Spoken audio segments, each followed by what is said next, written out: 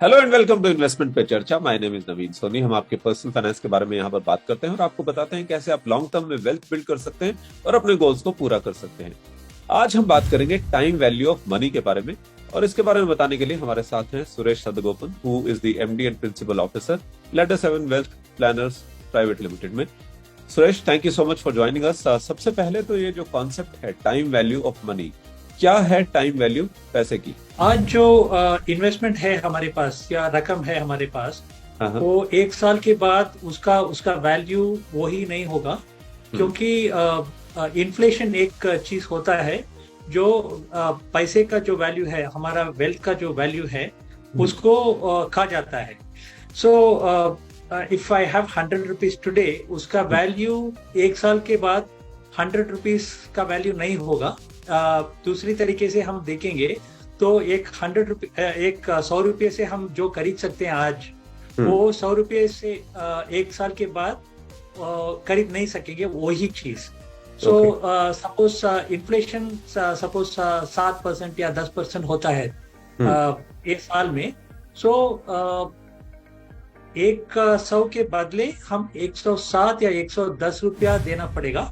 हम्म, सो वो time value of money हम मानते हैं।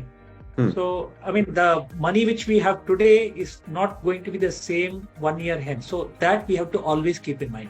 ओके। अब इसका थोड़ा सा गोल के रेफरेंस में बात करते हैं। हमारे गोल्स होते हैं लाइफ में, चाहे वो रिटायरमेंट है, चिल्ड्रंस एजुकेशन है, या फिर कुछ और गोल है जो हमने तय किया है। वो कैसे अफेक्ट होता है? हमारा जो खर्चा है वो कैसे बढ़ जाएगा?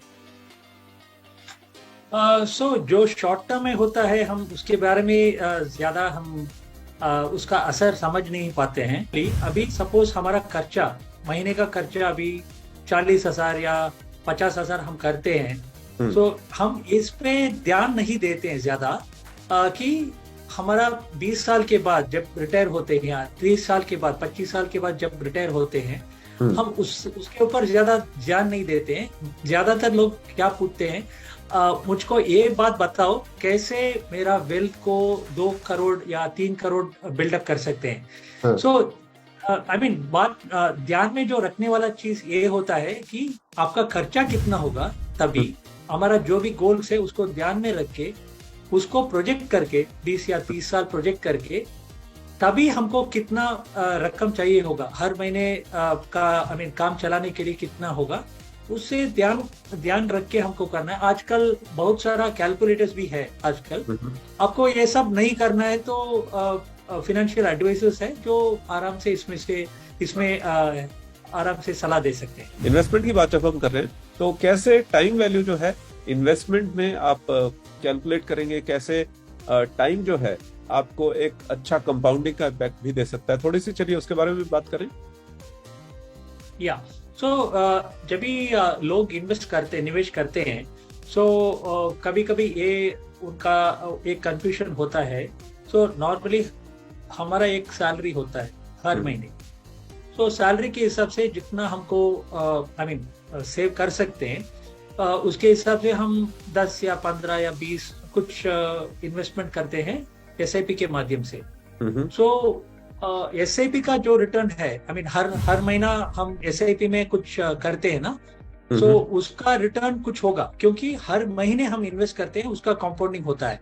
हम्म, तो इसका टाइम वैल्यू वो जो होता है, जितना कितना महीना या कितने साल ये इन्वेस्ट होके रहता है, वो एक चीज हमको ध्यान में रखना होगा।